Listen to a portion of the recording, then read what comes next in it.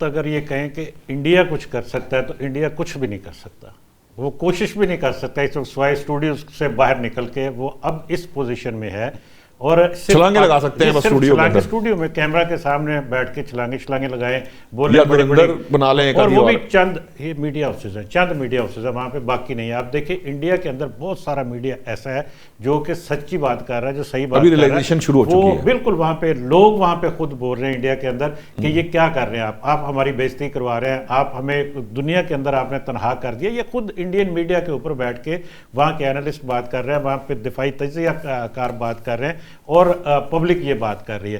تو بات یہ ہے کہ جس میڈیا کی ہم بات کر رہے ہیں 2-4-5 لوگ ہیں ایسے جن کی روزی روٹی یہی ہے کہ جی پاکستان کے خلاف بول رہے ہیں بس۔ باقی اگر ہم بات کریں کہ کوئی ریاست کے لیول پہ کہ کچھ نہ کچھ ان مذاکرات کو خراب کرنے کے لیے یا اس سارے سسٹم کو کہاں پہ اتنی جرت کر سکتا ہے بھارت کے جی کہ وہ جس میں امریکہ کے مذاکرات ہو رہے ہوں اور وہ اس کو سپائل کرنے کی کوشش کرے۔ یہ تو ہمیں اس کو سوچنے کی بات ہے نا۔